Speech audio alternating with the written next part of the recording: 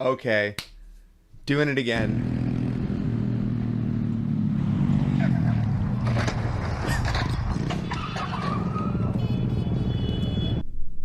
This is what I'm talking. This is what I was talking about. Look at this. Look at this. I think this is an MT-09 or 10. So obviously, I don't know what this dude was doing up here. I think he was about to do some. I don't know. Maybe he was gonna do some wheelie shit. I just want these sidewalls. Like, somebody tell me if you link me to these, if you can find the Dunlop Q3s with these sidewalls, because I will totally put those on my R1M. Oh, he just and he had no rear brake, right? Because like the way you would prevent this is you would be like rear braking so that you like just got thrown back in your seat if you were at that position. But because he's like urgently trying to stop for his buddy, he has to hit the front brake. So, there's only one choice with that. Now, what's fortunate is bike misses him. Oh no, it doesn't. Oh no, it doesn't. It just whacks the shit out of him. Okay, never mind. That one probably hurt. Oh, that one probably hurt. And then his buddy's like, "What happened?" When I like looped my fucking bike. No, this has got to be an MT. This is it a Grom? No, that's an MT, right? I can't tell by the. But when I looped my shit, I was so fortunate that it didn't just like come back on me. That's like my biggest fear is doing a wheelie and getting crushed by the bike as it fucking flies over me. Um, oh, God, that guy's arm looks really fucked up to me. Um, ouch. Ah. Oh yes. Oh yes. I love kids.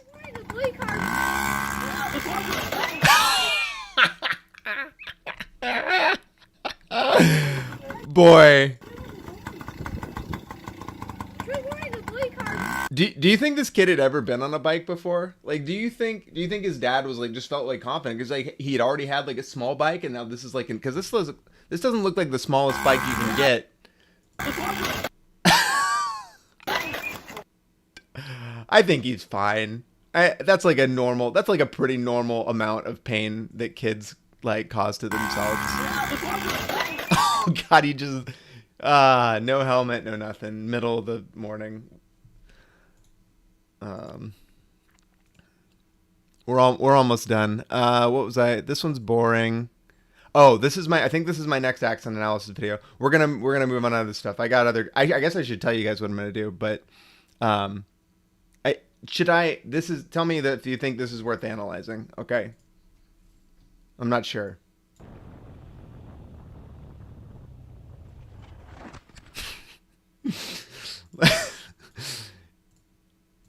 You didn't do the thing where you turned. You didn't do the thing. I don't know. I'd have to think about it a bit more. I'm trying to think if there's any other good ones that I really wanted to show off. I tweeted this one. I thought this was great. But like this is good. Just bought this. um Okay, so my section today, I've got a couple sections. Let me look at my notes. Okay, let me look at my notes. So what are we doing today? I'm going to talk about my LowJack idea. I'm going to talk about my idea that's going to piss LowJack off. It's going to put LowJack right out of business. I'm going to show you my track ride. I'm going to talk about my rainy track ride. I got a bunch of video from that we'll take a look at and let's kind of talk about. I've got an agreement with CycleCruza. I watched a video of his, and for the first time, I was like nodding 30% of the time. I was like, yeah, I agree with this, dude. I agree with what you're saying. The other 70% I didn't agree with, like his reasons, but like, yeah. I've got one about from Fortnine, which again, I'm kind of like, I just think is kind of a weird video. I don't agree with a lot of it. I think it's just kind of got a silly message. And then I want to talk about this airbag vest that I saw that somebody linked me. Yeah, so that's what we are doing. So let me just go through my first thing. Okay, guys, have you guys heard of AirTags? So you guys have got to. If you watch me, you have to know what AirTags are, right? Like you know what AirTags are. Um, they are, but if you don't, they're basically a tile, right? The little things that allow you to help locate stuff. So you put this little AirTag on something, and then it allows you to pick it up. The difference, though, this is how this works. What's unique about the AirTag is how it geolocates stuff, or how it finds things. So if you use a LowJack is a thing that you install. So I've had two motorcycles stolen. So theft is a thing that is like really important to me. Like I legitimately feel anxiety when I like park my bike downtown. Actually, when I park my bike anywhere that's not in my garage, I feel anxiety, and I like want to have visibility on it at all times. And this is before I had a fucking $20,000 bike, like, so because I had two R1s stolen. Um, so I got like a Scorpion alarm system installed, and I talked about this. I'm duplicating a little bit of my like anti-theft video, but I got a Scorpion alarm system installed, and it was like not only was it like really hard to do, like I didn't do it myself because I'm not smart enough to do that, and I paid somebody like hundreds of dollars to install it. It was hundreds of dollars in and of itself, and then it had like a subscription fee that I had to keep up to date basically. And on top of that, it like drew from the battery, and like I also learned later that a lot of these ones that go right into the battery, and they're probably better now realistically, but like, or they're probably like battery powered or whatever. But you just like, if you're a criminal, like you after you steal the bike, you just immediately look for stuff that's connected into the power connections to remove it because it's probably part of an anti-theft system or whatever, or it's just not necessary because you're gonna part it anyway. This is it. This is the LowJack defeater, because the way this works is that unlike a LowJack where it's like, I think what they do is they like have, it has some sort of special frequency it operates on, and then they like use a special thing that's like looking for that frequency. um, the way these work is that there's just a battery inside, and they don't have a GPS or anything in them. They utilize every iPhone around them. They have this like customized U chip that's this like whatever, but it communicates with every phone around them that's running this Bluetooth like low energy that has been, I think has been on every iPhone for like 5 years, and it can geolocate based upon that. So like as long as this exists near somebody with an iPhone, you can find it, and it allows you to like track it up to the foot. So my idea is I bought, so these things are $30. These things are pretty fucking expensive for what they do. Like I mean, they're actually relatively the same price. Yeah, this is kind of an example of what it looks like. You like, it like literally pinpoints where it's at. I'm gonna shove one of these in my bike. I'm gonna put this like, 'cause I'm an idiot, and even I can find a place to stick one of these like somewhere in the frame, somewhere like really fucking weird, maybe even like the cowling or something, like something where you're not normally gonna look there. Nobody's ever gonna look there because it's like there's not gonna be any wires or anything running to it. But this is like your $30 anti-theft device that doesn't require any fucking subscription fee. You do have to replace the battery about yearly, but it uses a normal fucking C whatever watch battery. This is what I'm doing 100% as like my version of anti-theft. Fucking got him. LowJack out of business. Full stop. Yeah, you can get a 4-pack of these, which is what I did for like $100. Way too expensive for what these things are. Um, but yeah, I think this is fucking genius. Can anybody tell me, like this just seems so obvious to me. Can anybody tell me a reason why this fucking wouldn't be the perfect anti-theft system? Like, okay, my chat must be delayed because I answered that question from Josh. I might change the stream. Oh, I can't change the stream latency. Okay. Um, anyway, yeah, I mean it lasts a year. Like, yeah, you replace it every year, but like it's literally a fucking $3 battery. Like, and that's also why I'm thinking like putting it somewhere like hidden, like weird, like the cowling, somewhere that's like kind of accessible. Like to me, this is, it's like the way you would like store a key or something, like your spare key, like under your vehicle or whatever. I don't know. This seems obvious to me. So that's a pro tip for you guys. That's a squid tip right there. Squid tip anti-theft device, $30 anti-theft device. Just another reason I love Apple products, right? Like they're basically doing the Batman thing from The Dark Knight where like all the different phones like geolocate shit. It's cool. Okay, let's move on to my track ride. Yeah. No, I don't think it does, Tyson. I don't think there's any notification to it. I'm like pretty sure that it doesn't have any. It's literally just like a GPS signal. So like the only communication you would have would be on your phone. Like you would see it on your phone and locate it from your phone. Unlike that is how it works if you're like trying to locate another phone with the Find My whatever feature set. If it like you can make your phone play a beep and stuff, but that itself has no speaker or anything on it. Look, it's fine. If you don't like Apple products, totally fine, totally cool. This is just like, again, like one of those little things where it's like, I can't think of something in the Android universe that's going to work like that. Yeah, so this is my unlisted video. I'm going to paste in the chat. You guys can go look at it if you want later. Um, what the fuck? Oh, yeah, there we go. You guys can go watch this it later if you care enough to it. I'll probably use some of this footage in a later video. So, yeah, I went to the track. I think that I was supposed to go on my birthday. I was really stoked to go on my birthday to the track because I haven't been to the track in 2 years. And really, this is going to be my technically my third track day because I did 2 days sequentially the first time I went. And it was really fun. I had a really good time. It's what led me to making the video about like how important I thought track days were. And since then, I've had several people reach back out to me saying that they did their track day and I was totally right, which I'm not surprised with because I said it, so it must be correct.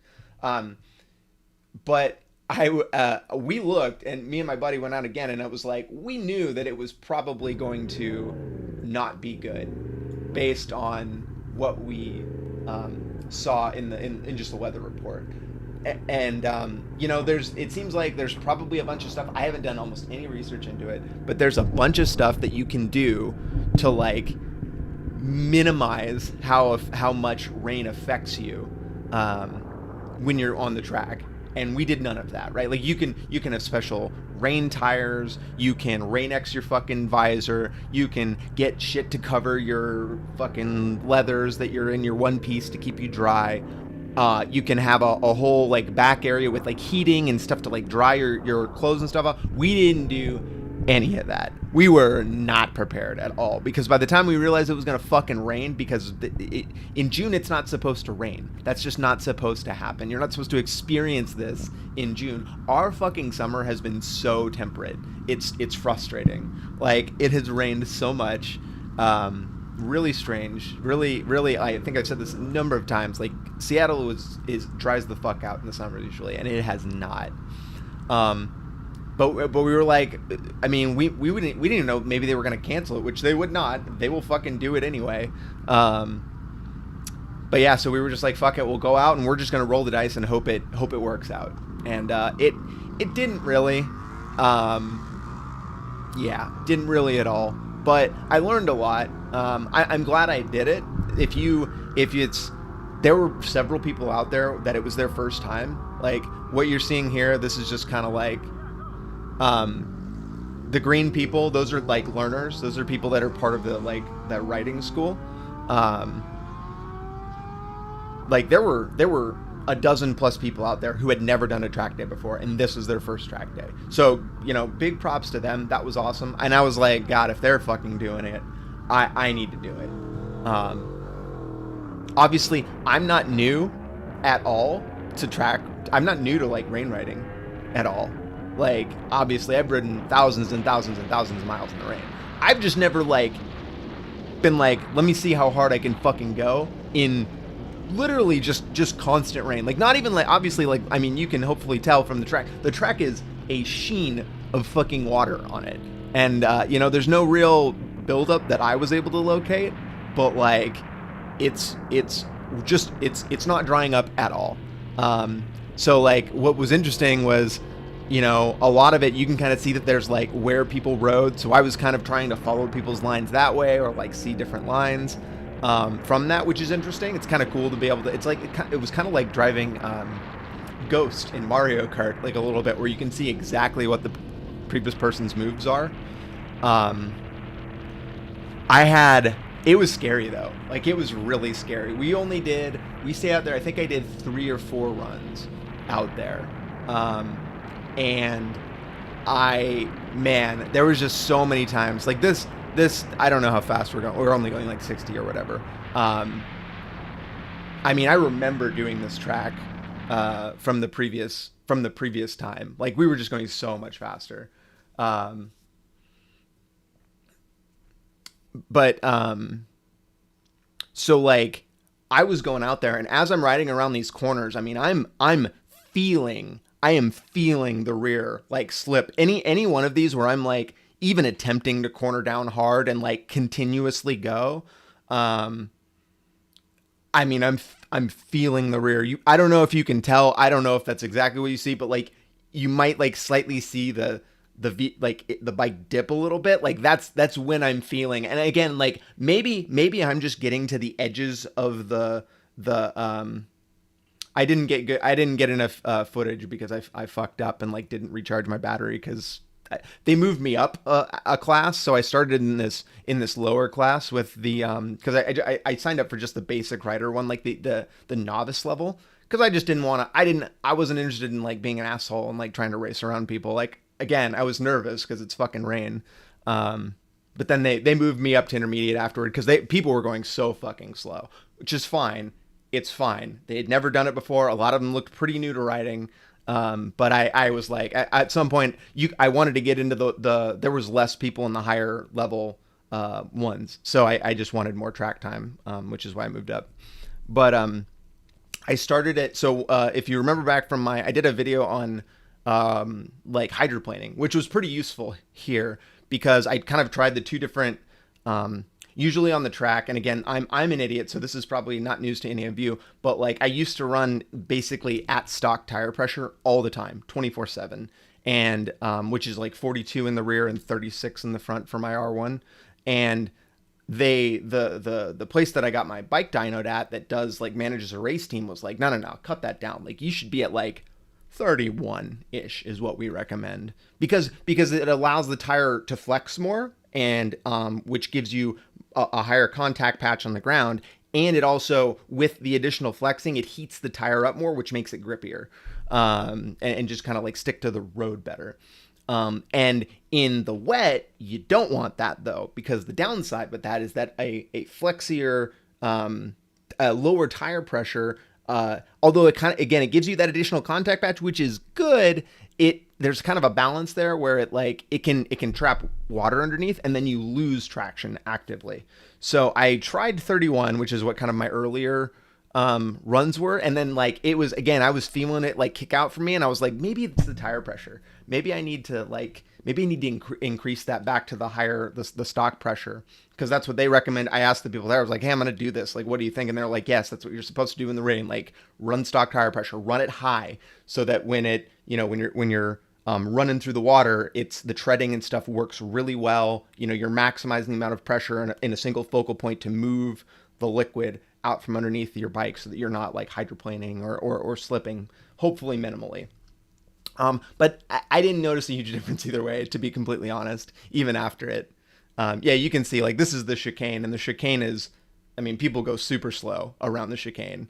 So like this is what happened in the lower ones. Like I kind of got stuck behind people, so I couldn't really like go, and they didn't really want you to pass initially. So I waited like 2 runs or whatever before I started passing people.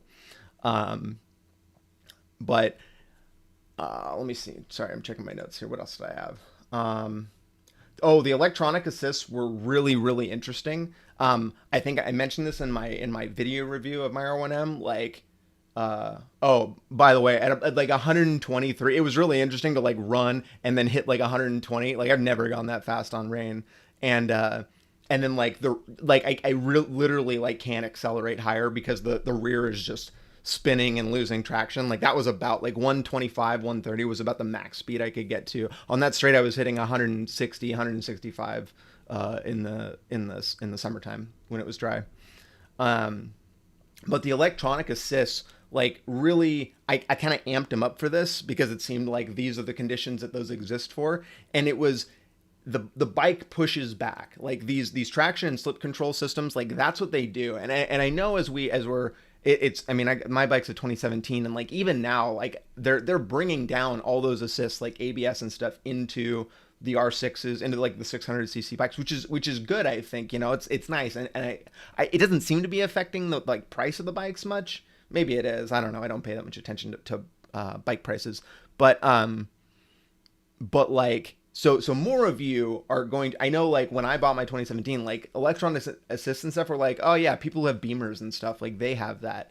I had never ridden on anything like that, and most of the people that I know that ride like have never had that luxury piece, because it's always been that kind of like upright cruiser, or like fucking like the animal, whatever, the cross country fucking ADV whatever's. But they're coming into these 600cc street bikes and stuff. So as you guys start to get new bikes and things like that, that is just something you will start to like feel, is that these assists really, they feel like they're pushing back. They feel like they're things that like, where it feels like, you would just kind of go, it resists. I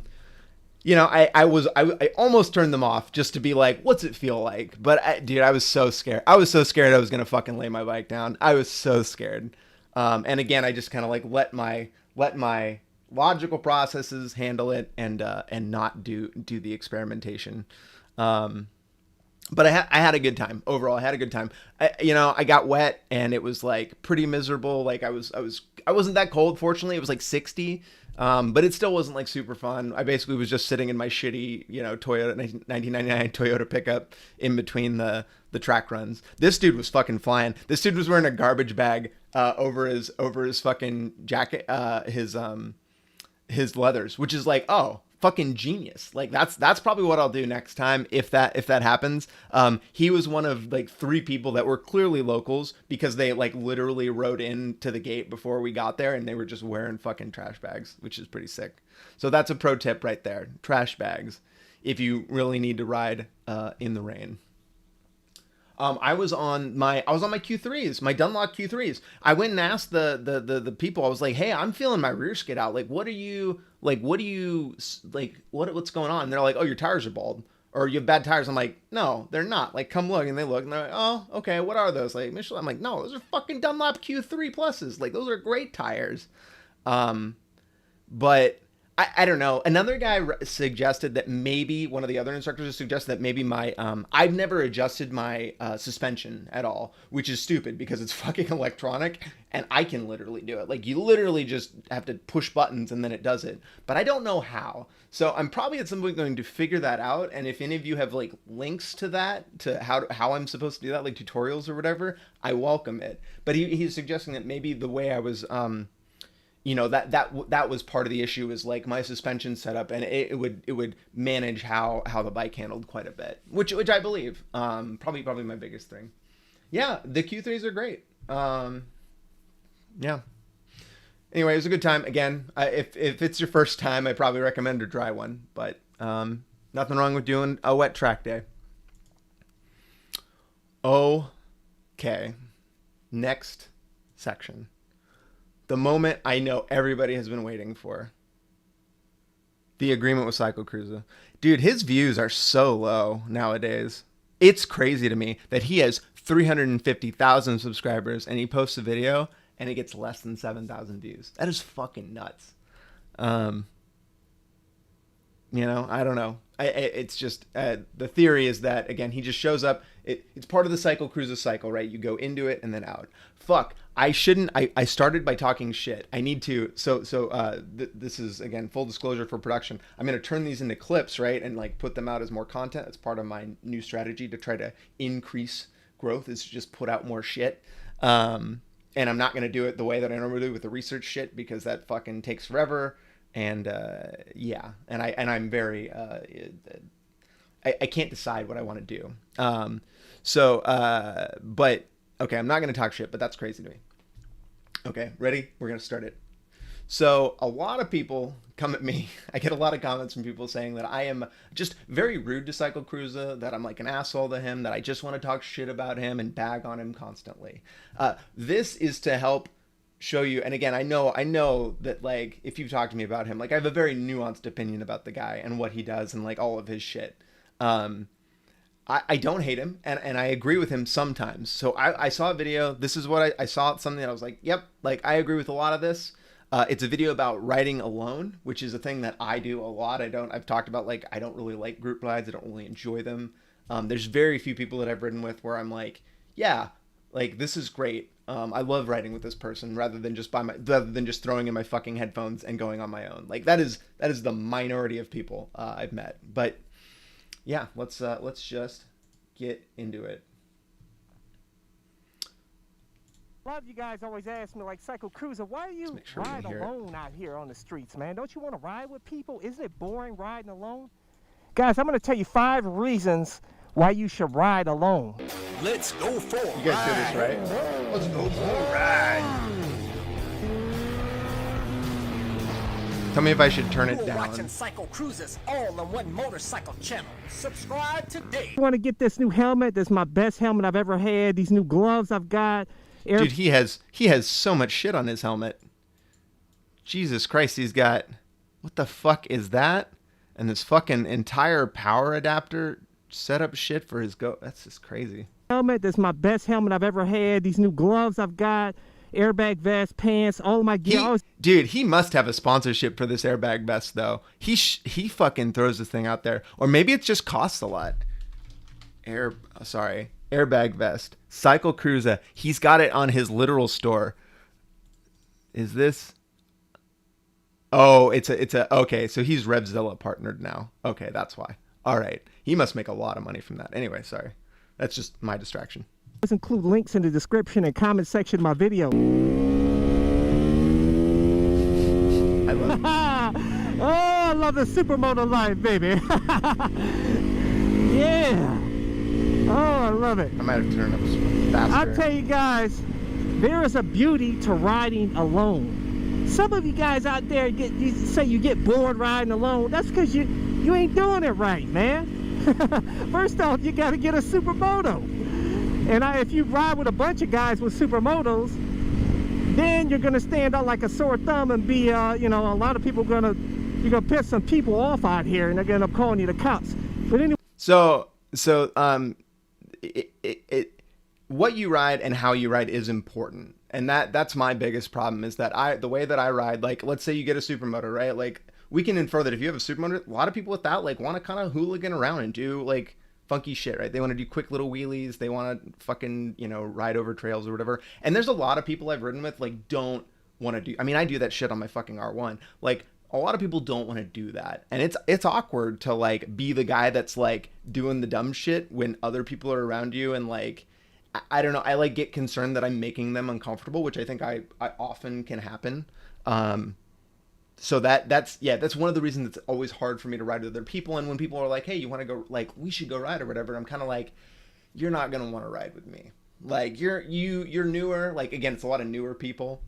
You're not going to want to ride with me. Because I just don't want to come down to your level. I mean, I can, and I often do, but I don't want to have to. Anyways, number 5 reason why you should ride alone is you can just get on your bike anytime you want and haul butt. You don't have to schedule anything, call your buddy, try to get him to go ride with you and try to set up a time when he can and you can and any other people. This is so foreign to me. I'm sure that this is common with more people. That idea is very foreign to me. And I know that some people, again, like a lot of people who ride maybe more on weekends, like less, like more as like a recreational piece, like this is probably their experience, which is fine. But you will ride less if riding with somebody else, if doing it as a specific group activity is something that you want to always be doing. Which I don't. Want to get together. You just get on your bike and go. I love this supermoto. Number 4 is I don't like to be followed, and I don't like to follow anybody. I just want to be spontaneous, rip the throttle, go head down the street anytime I want to, go ride off in the woods.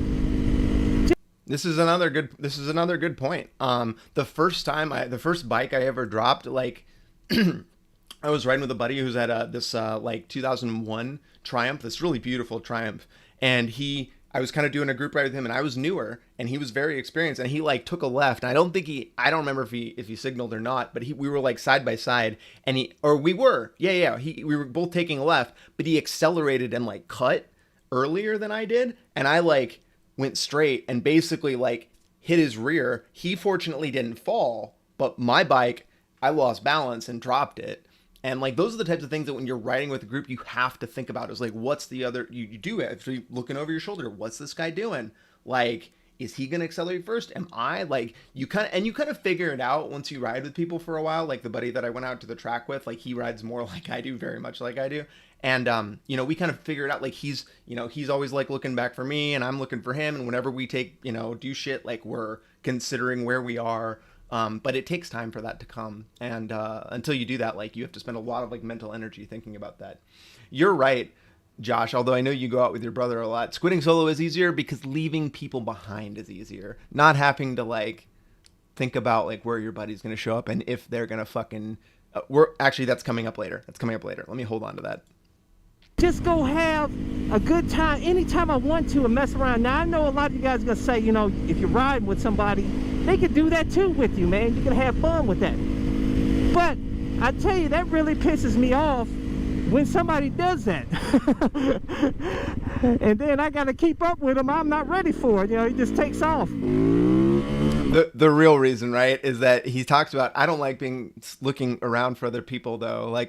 And then the real thing is like, actually people are so much faster than me, and they don't hold behind. They don't help me. They don't wait for me. Oh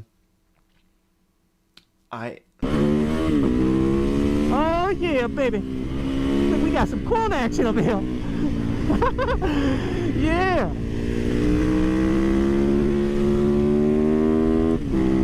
Oh, it feels good, baby. Yeah, see, I can just be spontaneous. Just head down the street, and then if he's back there. These are so weird. Like where he lives is so strange with these like giant fucking, like they look like concrete fucking slabs for roads with like no sidewalk. Like this is so peculiar to me. I don't know. Sorry. Probably don't know what's going on, and then he gets left, and then he's trying to find me out here. Now I know a lot of you guys use the intercom system to keep up with each other, but still that could get irritating. I'm different. I guess to each his own. I'm the lone wolf out here, and I like it. I like being just spontaneous and just being a fool out here, being a hooligan.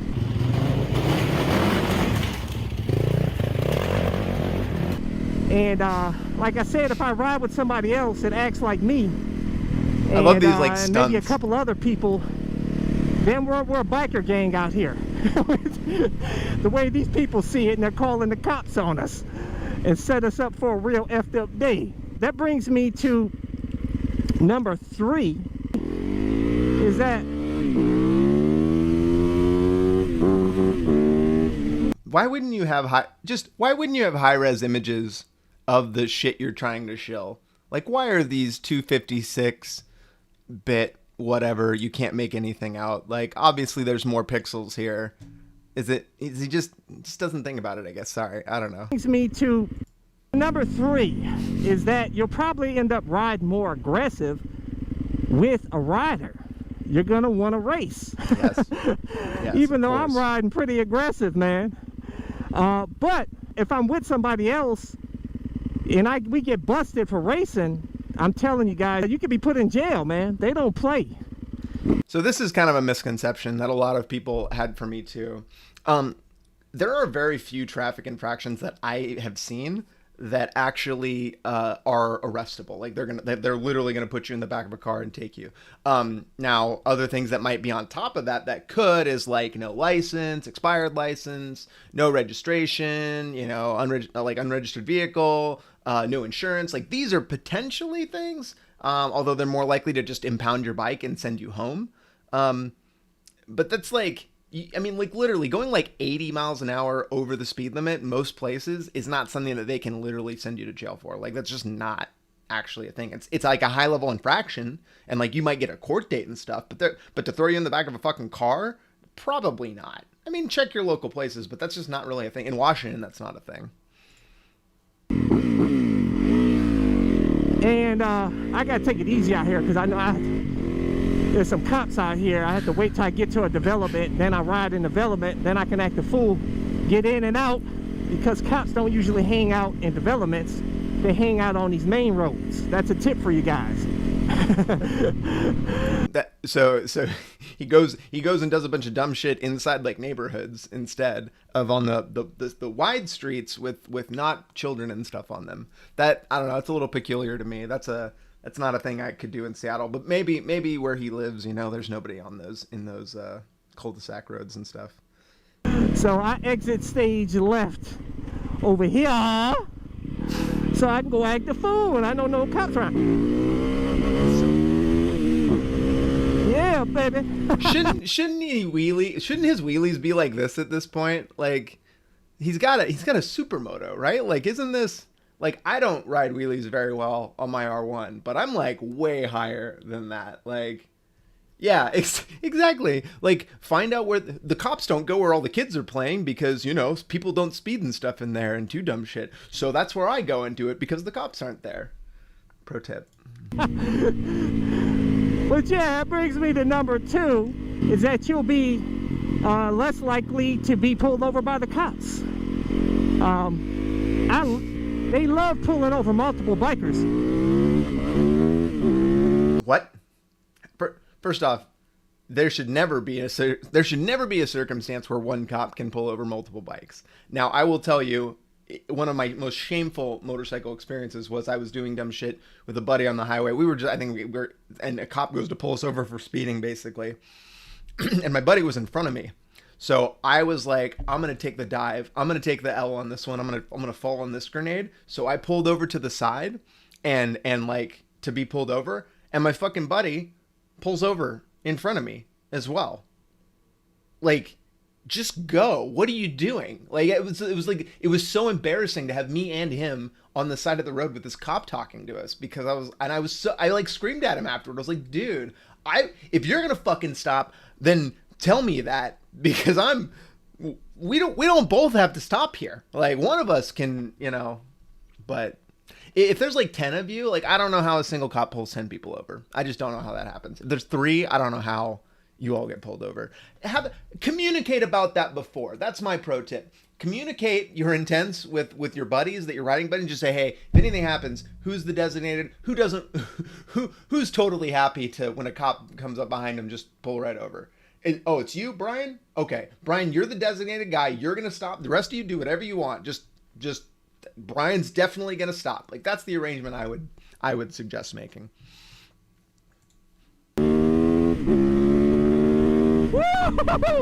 This thing hauls butt, boy. Yeah, I mean, he has so much shit on his fucking. When they see a bunch of bikers, bars. man, cops take notice, guys. They do. He uses this. It's also so strange to me. He uses these. He just never. It's literally the same photos every time. Like, he uses the same ones from, like, again, this dude. Like, this is from the 90s, man. Like, they love to catch a bunch of bikers at once. Is it because he bought because the that means licenses more tickets for them.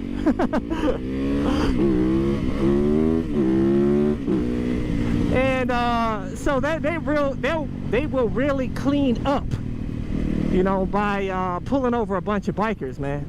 Also, even though, you know, I know that this is probably true in some places because I know people that live in, like, Chicago I've talked to through, like, Discord and stuff, and they say that cops, like, specifically target groups of bikes to pull them over and fuck with them, and that could be true. Like, in your locale, that's totally possible.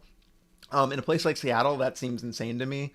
The fact that, like, a cop would just, like, pull over and start harassing, like, bikers for effectively no reason or whatever, or just because there are 10 bikers in a group, like, that just seems crazy to me. And if that's happening, like, I would try to, like, document that and, like, file complaints against the police department. Like, if you're getting pulled over and regularly not getting cited, it's possible it's the same cops doing it. It's possible it's like a ring of specific cops that have a bias against motorcycles that are trying to like fuck with people. Like those are the things I would be trying to do. And again, like that, fighting the law enforcement officers through those methods is like not usually very effective. I'm not saying it's very effective, but I'm saying it starts the process of like potentially creating something where, you know, somebody's like, fuck, Ronnie, like this is like the 45th complaint in the last 2 months of you pulling over and fucking with bikers. Like, what's going on? Somebody's gonna fucking sue us if you don't stop. Like, it could help.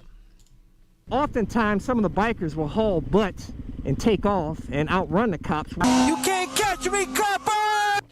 This is his fake thing that he does it. I know I've talked about this before. Which is like that he just plays off, like even though he's like, ha ha ha, it was real, and then people were like, it's a joke, and then he's like, ha ha ha, no, it was real. Okay, actually, it's a joke. But now it's like, no, this is like important. Not smart. This is part of his mythos, is that he ran from this cop like this. Smart to do, which I did a video on that. Because I will tell you that if they feel like calling a helicopter on you, it's over. Nobody's gonna call a helicopter. Nobody's gonna call a helicopter on you. Nobody. If you're fucking robbing a bank on your motorcycle, maybe you'll get a fucking helicopter called on you. They're not gonna fucking call a helicopter. Like, unless you're with 40 fucking bikes and like there's already just a massive police presence like monitoring your shit. There is nobody who's gonna call a fucking chopper on a single motorcycle who was speeding or whatever. Not happening. And yeah, cops in Seattle are generally assholes. I got my first fucking, I forgot to mention this. I got my first fucking speeding ticket last weekend when I went to the track. I got pulled over a literal half mile from the track by a fucking state trooper. I had just come off the highway. I was going like 60 and a 45. He was super nice to me. The nicest cop interaction I've ever had. And he was like, yeah, you know, it just kind of happens. Like, people pull off the highway, happens all the time. And I'm like, yeah, I bet it does, man. We're actually just going right here. And he's like, yeah, license and registration. I'm like, no problem. Here you go. 5 minutes later, he's like, all right, man, here's your fucking ticket. Like, don't worry. It's only 5 over. And, you know, it's just wet. You know, you gotta be careful. I'm literally about to go to a track to go 130 miles an hour. And I got a fucking speeding ticket for 60 and a 45. And he's telling me, hey, you need to drive safe. Fucking, the fucking irony. Anyway. This isn't going to make sense inside the segment, so whoops. But, yeah, rural places are better. That's it. That's actually totally it, Josh. That is totally right. Fucking rural places are the worst.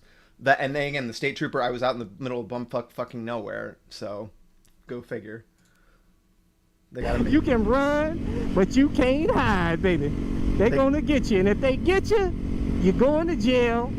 And you're going to see the booty warrior. We can do it the easy way out of the hallway. I don't know who the booty warrior is. This is some reference. And your license is pretty much, you might as well throw it in the garbage. It's over for a while. It's fine. You get a couple points, maybe. And you pay your next thing you know, you have me riding one of these liquor cycles out here, man. Your little e-bikes. You'll be relegated to an e-bike. But that brings me to number one. Like I said, a single biker is less of a threat on multiple levels. Okay, I don't agree with this one at all. Not only to cops, but also to people out here. Well, you know, like I said, you ride in the neighborhood, you guys are speeding, busting wheelies, and is it the fact that they're in a group that is causing people to call the cops on them, or is it maybe some other reason, possibly, or a couple of reasons? Is it the wheelies? Is it, you know, the no helmets? Is it they're being loud?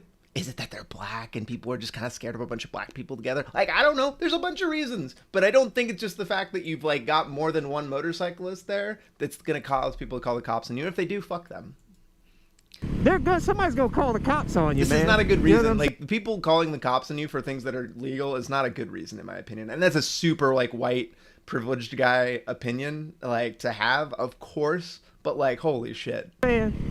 I can't imagine. They think you're a biker gang or something, and a lot of these people out here don't take too kindly to biker gangs. Like I said, there is a beauty to riding alone out here, man. It really is. It seems so boring. This seems, his fucking streets seem so boring. Look how long these fucking straights are. I mean, it's cool to go like practice wheelies or whatever, but like, holy shit. Like this country riding where it's like just a single straight road for the most part, this looks like cancer to me. Cruise, enjoy the scenery, bust some wheelies. Oh man, that's a good one. Oh man, To great me, job. motorcycle riding That is was like also 5 like seconds, dude. That was meditation for good. me, man. It just makes me feel, when I have a bad day, I get on my bike, I feel instantly good, bust a wheelie, and I feel instantly good. And then I just cruise out here and look at this beautiful Ohio country, and it just brings me totally at peace and feels good. You know, I don't always want to be riding aggressive, but when you're with somebody, if they ride aggressive... I just noticed his graphic down here is duplicated. There's actually 2 of them. Like over the top of each other. Like, I think this video might be... Like, he might have just slapped another thing on top of video he already had. Like because in the file, right? Like, when he puts the track together, he probably just slaps these graphics, like, literally on top of everything in the same spot. And he, like, slightly adjusted it at some point to where it was at, which is why there's 2 of them. Like I said, you... Love this guy. God, I love this guy. He's so just endlessly entertaining. And I don't know why. Maybe it's just because I'm a giant, like, pedant. But end up riding aggressive or something, or maybe you don't feel so like funny riding aggressive, and just they're riding aggressive, and then you're getting irritated by the other rider. Now I know cruiser riders are just chill and they're cruising most of the time, so this really doesn't pertain to cruiser riders, because most of the time they're just chill out here, just cruising, and that's cool, you know. But I still don't like to be followed or follow anybody. That's just me, though. Everybody's different. To each his own. I'm just telling you, there is a beauty to riding alone. And like I said, it'll help keep you from having the cops on your butt. he's very obsessed with police. Guys, he's very scared below. of the police. He has an obsession with cops and stuff. Like, he obviously, like, he's one of these people that really, like, respects police officers. But he has, like, this really insane fear of them. I don't know why. Okay, that's it. Yeah, maybe they do. Maybe it is a thing. They know people who are going to tracks are gonna fucking like probably likely to come off the highway and fucking speed, and so they're posted there. There's like a Washington State Patrol training facility right near where the fucking track is. So I think who's literally just coming out of his fucking little, like, getting ready for the day. I was there at 7 a.m. and he's like, and I just happened to be the first. He like flips on his fucking radar, and I was the first guy. No big deal. Okay, that's it. Final meme. So there we go. I agreed with him. You can't complain. I've said good things. I don't agree with a lot of his reasons why, but I agree with the fundamentals. I prefer riding alone. Not that I won't ever ride with other people. I don't know. Someday I'll maybe be big enough that there'll be enough people around here that know my channel and stuff that they'll be like, hey, you should come to these things. But this is why I won't. All right. 94 moto. That's good. Surprised he doesn't have a portable toilet and catheter. I know, for all of his fucking shit, he's got like he needs the full. He's got the camel pack into there, and then he just needs the final one to take it into to do the full. And then he never has to leave the bike, ever. He can like get physically, you know, melded to it, like this disgusting like hybrid. Like a nightmare fuel hybrid person. Somebody should draw that. If I was a better drawer, I would draw that. Okay. Let me just go over my notes. Make sure I didn't forget anything. I don't think so. So this is my next section here is a Fortnine video. Do people hate when I talk shit about Fortnine?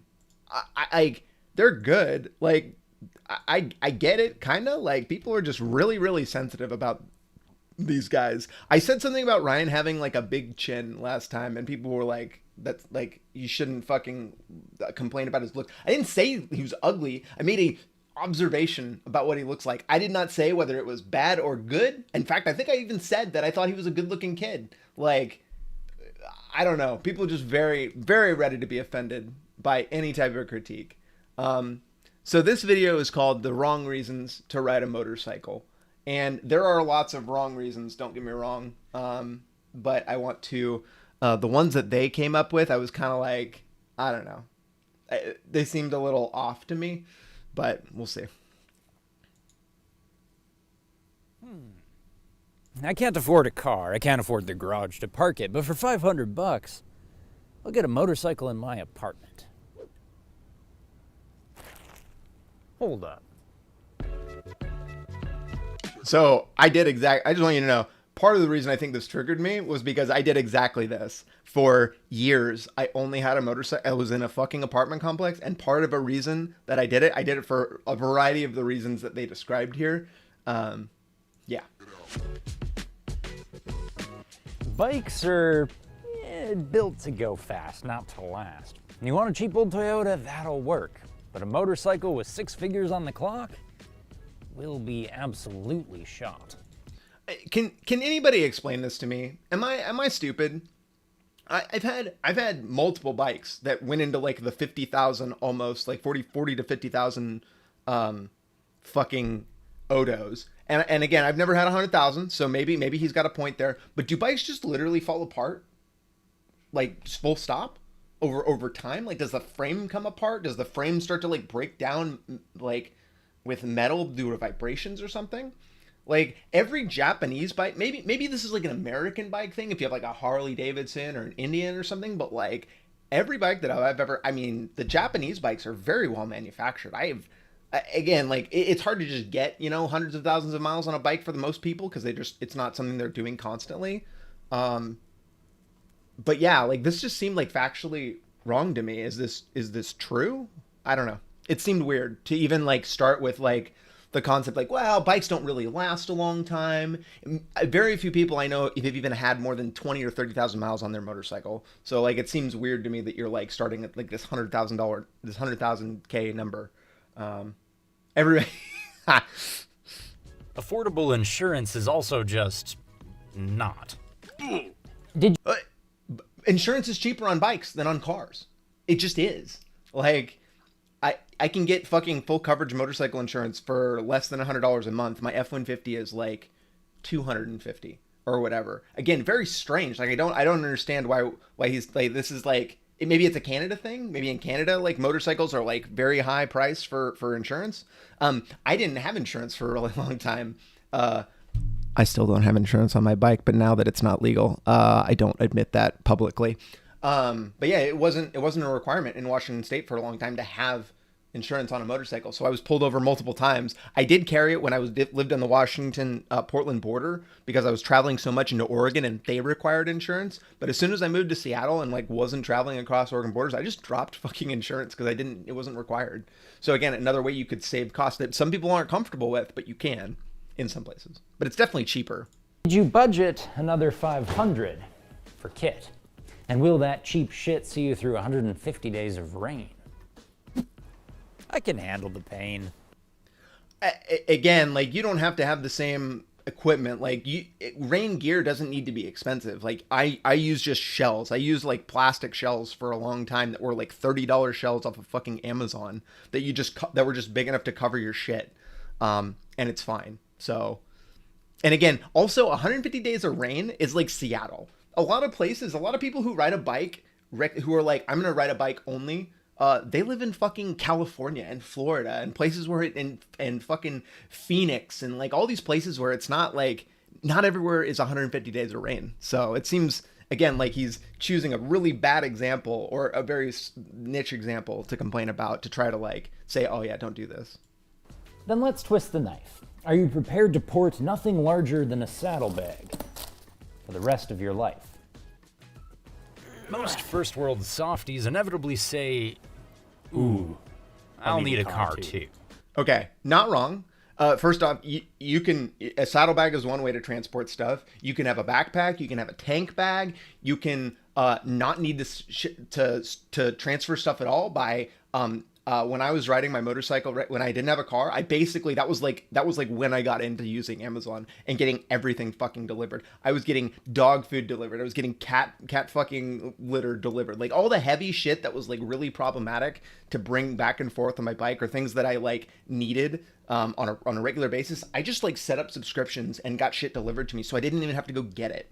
I was basically just running to the store and back to pick up meats and vegetables and like just little shit here and there. And I just went a couple more times a week in a backpack. I just went twice a week instead of once. But yeah, but this is a good point. A lot of people choose to get a car too for their own reasons.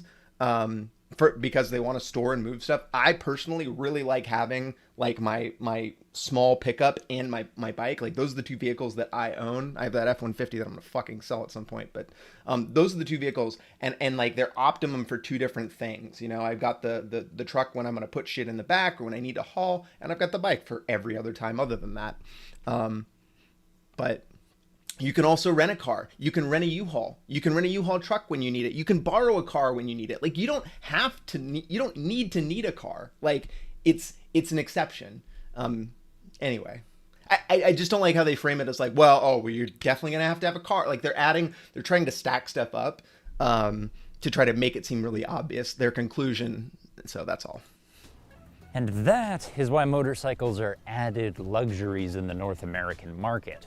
To target saving money is maniacal. You want a cheap little run around, what you want is a bicycle. Not wrong. Bicycle, you can have that too. Bicycles are like $200. Not right now, actually. They're really hard to get a hold of bicycles.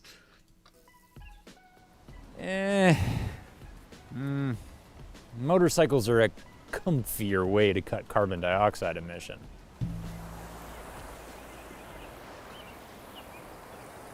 I like how he went out to like literally a fucking random like there's like a sewer drainage. Like he's trying to get out into the wilderness, but he's clearly in like a sewer drainage pipe. Spot on. But your omission is unburnt hydrocarbon and carbon monoxide and nitrous oxides. When you consider the whole exhaust composition, small engines with small catcons are often dirtier than the competition.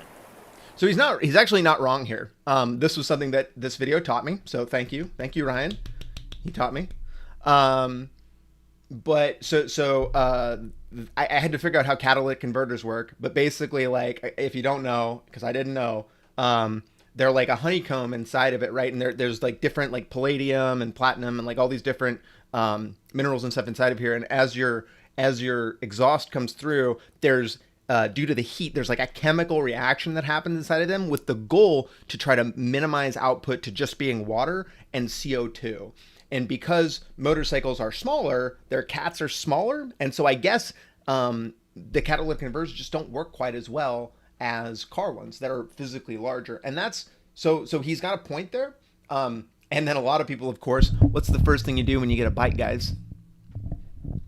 What's the first thing?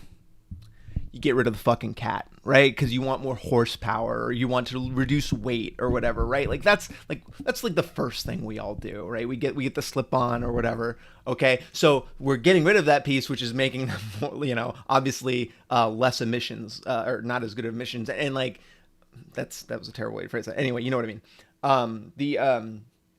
I don't have to have emissions inside of Seattle, so some of you still have to get emissions checks, so you might need to like have that on or put it back on or whatever for that, but I don't. So that's like an interesting thing. But they could make better catalytic converters for motorcycles to negate this. They could require emissions more on motorcycles to make sure less people remove their catalytic converters. So that's not a requirement necessarily, but that was an interesting thing that this video taught me. Cradle to grave, you could argue that David's Suzuki takes less raw material to make, less chemical fluids to satiate, and less gas from the ground to run. Well, if you do the full comparison, I for one would be curious to know which is greener. But if you base your reason for riding on a ballpark guess, frankly, you're a wiener. I don't know why. Bikes are like 300 to 500 pounds. Like, you're comparing that to a car that's a ton, 2 tons potentially. Obviously, you're going to have a lower cost of like manufacturer. Like, that's pretty, I think that's pretty tough. I don't think we have to do a lot of, I don't think I need to go verify that. I think it's pretty obvious.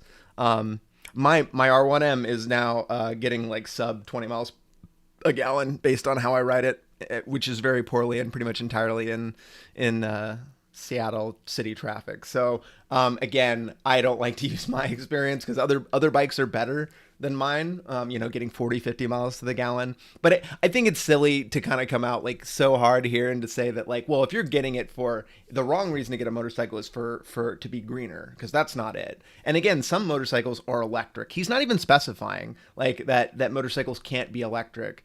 So again, like very strange to me. Just incomplete. Again, they are definitely greener. They have to be, right? Like maybe other than the cat thing, like the catalytic converter thing, and we can work around that differently if it was really important.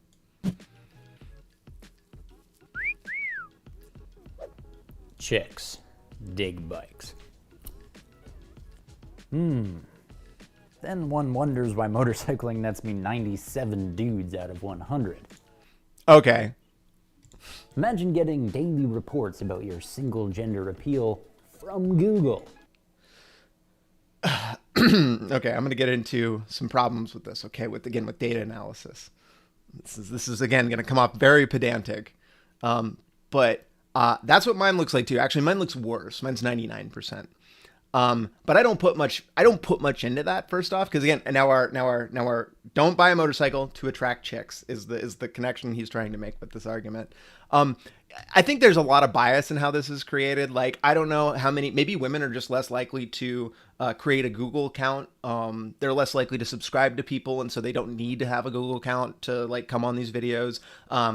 Maybe people are maybe women are less likely to state their gender very specifically, like right in here or whatever. Maybe they just don't do that. They don't fill that piece out because that's an optional piece for their YouTube accounts.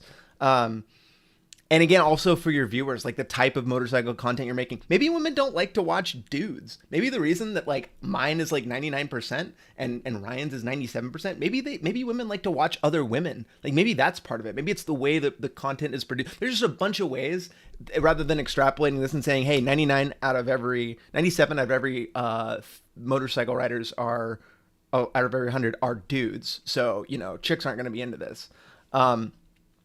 It's also like, just because like maybe less women have been exposed to motorcycles. Like I think motorcycles are a thing, or just generally people are attracted to. Like people think motorcycles are cool. Like a lot of people think motorcycles are cool.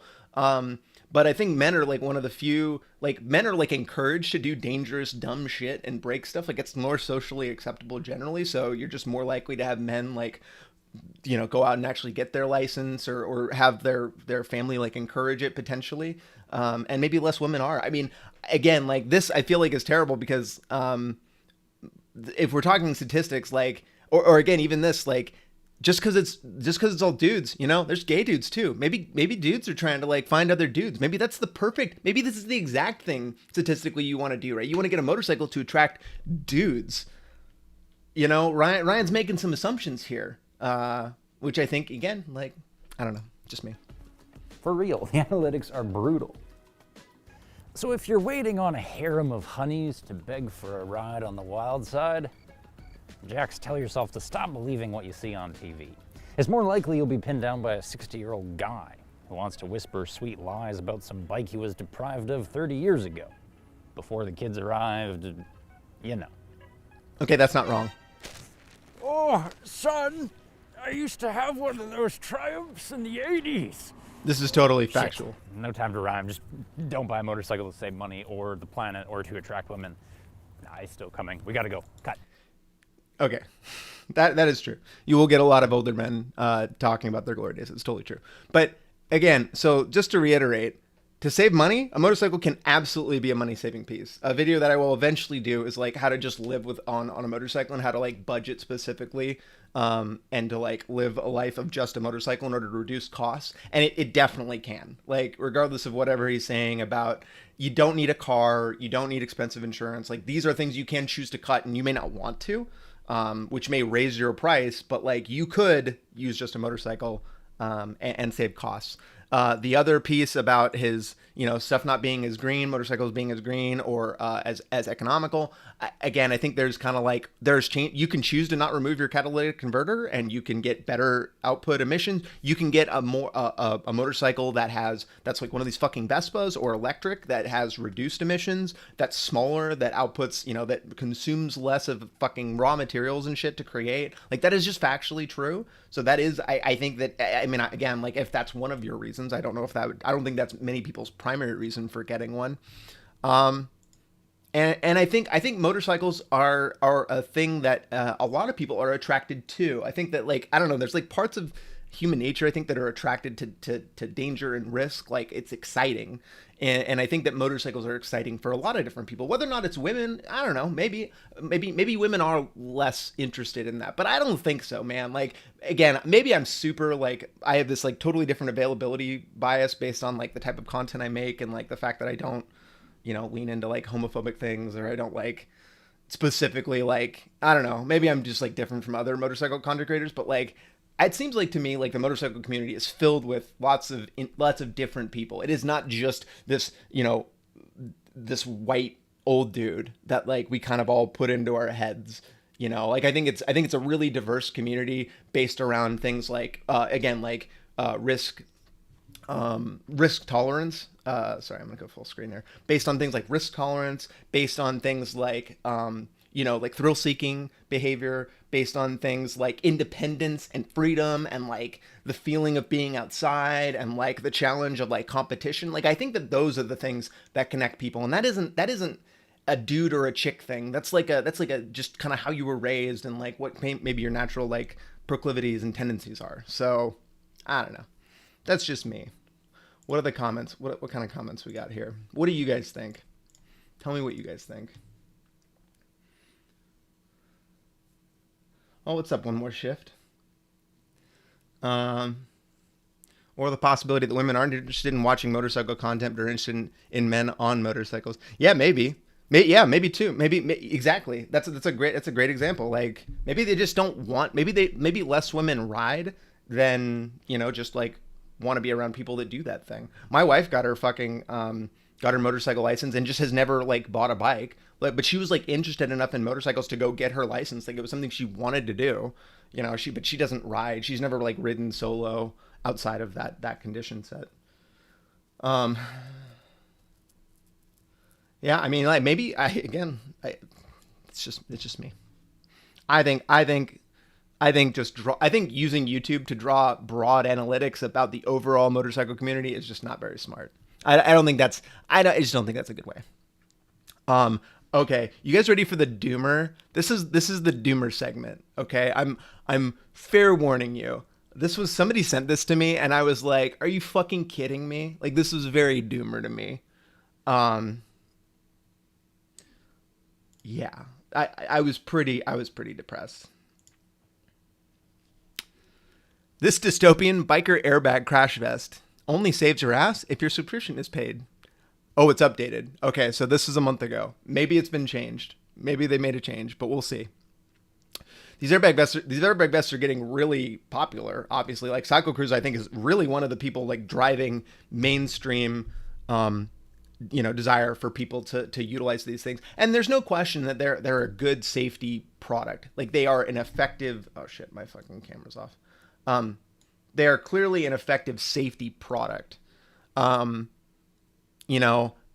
Are they necessary to survive? No, of course. Like there's the reality with motorcycle crashes is they're so variable. It is impossible to know, if a single piece of gear would have saved somebody's life or reduced it. Like it's impossible to know confidently, like for sure. But statistically, we know that if you are wearing one of these, you are less likely to die, less likely to be severely injured. And they're starting to get to the point where they're trying to get MotoGP riders to have them and use them. And I know that some MotoGP riders don't like them and like don't want to wear them, like mainly because they just don't think it's cool or whatever. They just don't want to wear it. But they're getting more and more popular, and they're fucking expensive, man. Like they're as much or more than a nice jacket.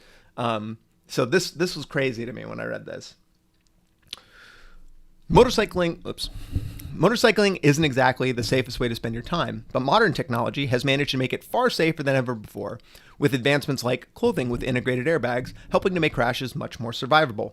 Modern technology has also given motorcycling the soul-crushing reality of a motorcycle airbag vest that only works if your monthly Don't Die in a Wreck subscription is up to date. Okay, they don't call the service that exactly, but like the Klim AI-1 airbag vest uses Klim's in-motion airbag system, which in turn uses an internet-connected component called an in and box that does all of the complex sensing and math needed to know when you're about to eat shit and thus need some airbag deployed. The box is paired with the wearer's phone via Bluetooth and works via Klim's app that manages the vest and connects your vest to your in-motion account. This is kind of just demonstrating these are all the features, so it's battery powered, whatever. Purchase this, download the app, create your account, pair it together, and then ride safe. So it's like a syncing communication tool, which is really common with these pieces, right? Your phone is the thing with all the smarts and the computer. Like they don't need to put a GPU or like a CPU and stuff inside this little box. Like it can do it all through the phone, which is awesome. Great design. Why do you need an account and all this for wearing a wearable airbag? Because of how Klim is selling this. $399 for the basic vest. Then if you want to actually, work, you have to pay a $12 a month subscription fee, or you can pay $120 per year for the privilege of having a thing that you bought do the thing that you bought it for. This is how it's designed, obviously. I'll admit I was confused by what I saw on the website. Can you just pay the $399 and it just works and you don't need the subscription? Or does the $12 a month mean if you don't pay up front, So I asked one of their online reps, who I believe was a human going by the name of Shelby. Here's the transcript. Hello, Jason, whatever. How may I help you? Hello, can you please explain how the subscription model works for the airbag vest? Choose from the $12 a month or $120 a year subscription options. They don't even give you a discount for like paying the whole yearly subscription up front. What the fuck? Which includes an unlimited in-box warranty, anytime cancellations, VIP support, and new in and box after 3 years. So they're selling it. They're selling the subscription as like, hey, it does all this additional shit, right? We'll fucking if there's a problem, we'll replace it. You can VIP support, which is probably some fucking where they call or something when you crash, and then they replace it after 3 years. Or choose the $399 one-time purchase option, which includes a 2-year warranty and the classic support services. These are the 2 subscription options. Okay, so $399 and it always works as long as I have it. You will pay the $399 and then the subscription fee of your choosing. So I see. So for the vest to be active and work, it's $12 a month or $120 a year, which happens if I lose my credit card and the bill cycle comes up and it doesn't go through? I guess then when I ride, my bike vest won't work until I fix the credit card issue? Correct. You will need to update it with the InMotion and they should notify you if that occurs. Okay, so is there a point where it's paid off and just works, or is there always a subscription? It is subscription based at this point. Thank you. Doesn't that feel kind of strange to you?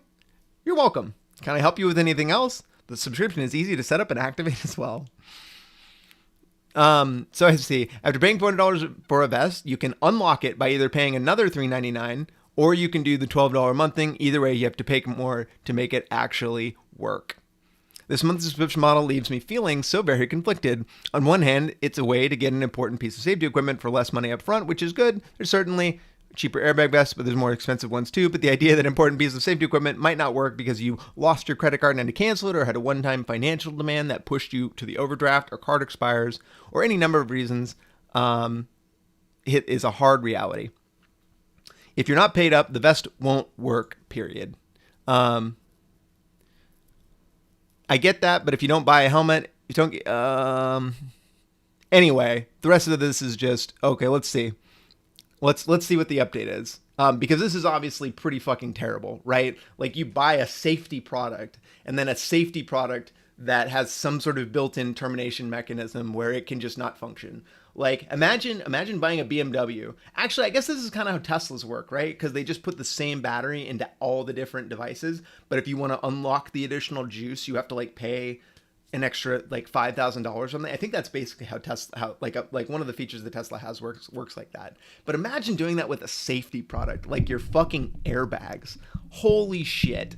Sorry. Oh, like I'm just imagining, right, the news article that's eventually written someday, right, where somebody is using this vest and it's lapsed and they fucking, you know, get in a wreck and they die, right? And then the news article is, oh, blah, blah, blah, was wearing this Klim A1 whatever.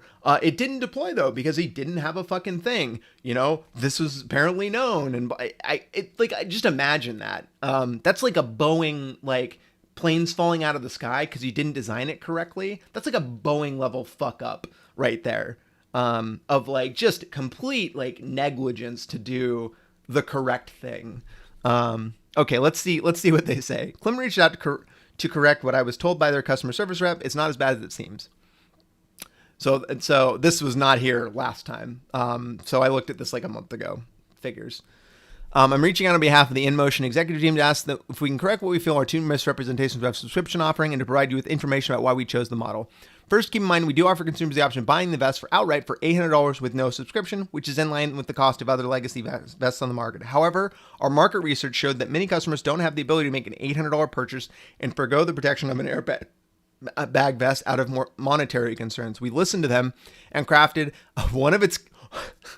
This is good marketing. A first of its kind subscription enhanced model.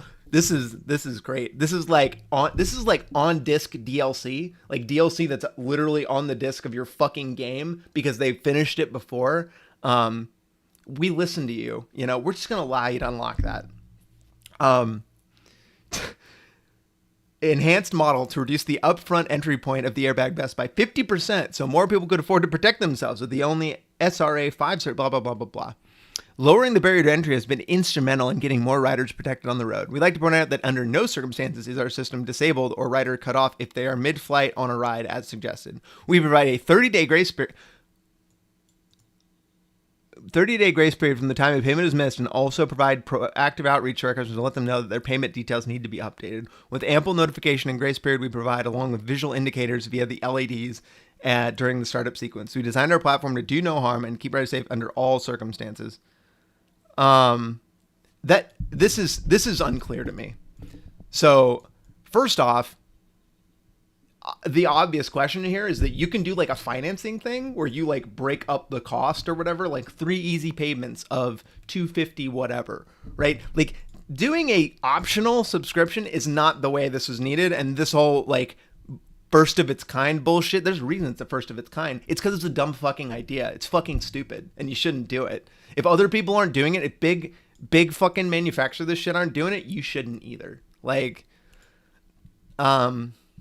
this is also kind of unclear. No circumstances are system disabled or rider is cut off if they are mid-flight on a ride, as suggested.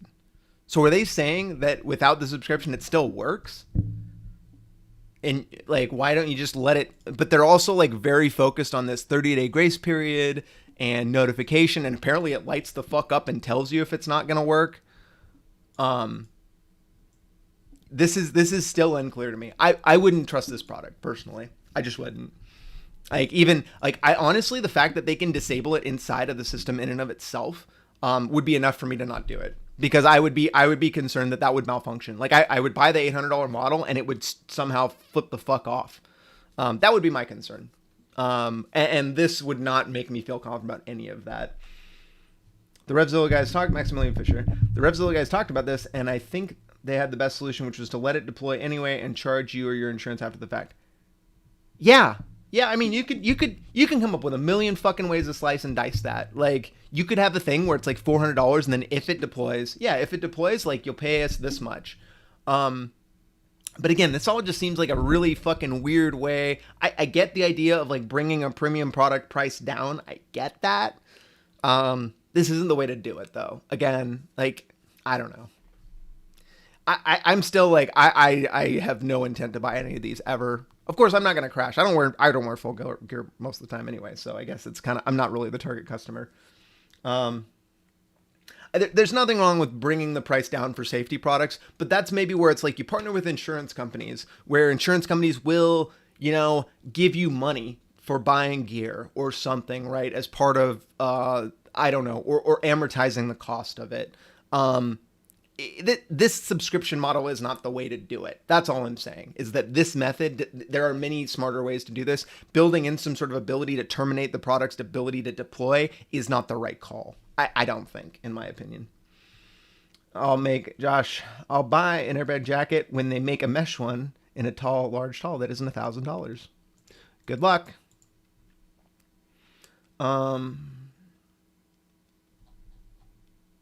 That's Clem's actual brochure with a solid explanation. Yeah. I'm glad that, I mean, again, like I read this and this headline, like this headline set off my critical thinking where it's like, this seems insane. This seems crazy. This can't be true. Like I read headlines and I know like the thing you're supposed to, like a headline is supposed to give you an emotional experience. It's supposed to trigger you into action, into doing something, right? It's supposed to trigger you into reading that shit immediately. And I read this and I was like, wow, this is something that's going to get people to read it. That's for fucking sure. But again, like I was like, it just sounds crazy to me that somebody would do that. They are going to become, I don't know about a legal requirement. I wouldn't be surprised if somewhere did it, but I think that look at motorcycles. The only thing that's required is a fucking helmet in like any state. Like it's just probably not gonna, like, there's a reason for that, man. Like there's a reason that other shit isn't required. You would need to they would need to demonstrate all that other shit. I wouldn't worry. I just wouldn't worry too much about that personally. I think it's probably not going to happen. So it's 10:30. I'm about done. I got through my segments that I had specifically designated. The cat has awoken. This kitten has awoken. Oh, you're so warm.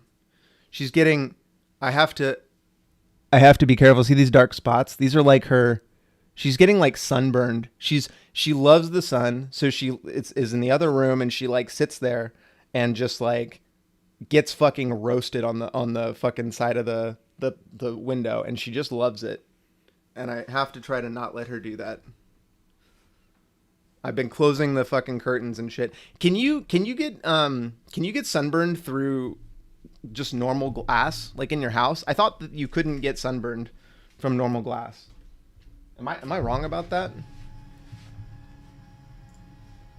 Because I am concerned about her, and I will be less concerned. Sorry, I'm gonna stand up. I need to stand up. I've been sitting too long.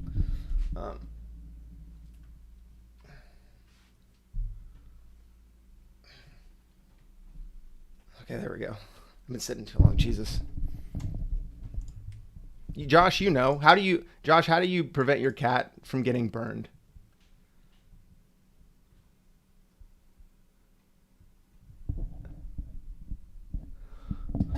I don't have anything else. Does anybody have anything else they want to look at? They can get sunburned through the glass. I fucking knew it. I knew it. I need to keep her out of it. Yeah. Well, so I don't know. Next video, maybe I should, let's do a quick poll here while I have, just a few of you. I'm debating on what to do for my next video. I was trying to do like different rotations of different video styles, and what they're about. So this last one was a product review. And then I'm thinking I'm going to do either something more technical or something philosophical or something cop related. Yeah, those are kind of my, or like baseline writing technique, like rain writing or something, or like how to make do with just a bike or whatever. So of those four styles where it's technical, cop, something lighthearted, like something less serious maybe, or I don't remember what I put for my last one. She doesn't ever go outside, Josh. I don't let her go outside ever. I don't let her go outside. I don't know, dude. Maybe I'll get another track day in this season. Maybe I'll fucking schedule it for August, because fuck me. I can't believe how fucking rainy it is. Like it's literally raining today. Very frustrating. Yeah, I know. No, you guys are so great. Nobody has high opinions about what I do. Everybody just kind of seems to watch. Well, some people seem to watch what I do, which is cool. I'm gonna go. thanks for coming and hanging out for the stream. These will come up as VODs later. You can meme about it. Yeah. I want you guys to have a great day. Bye-bye. Bye-bye.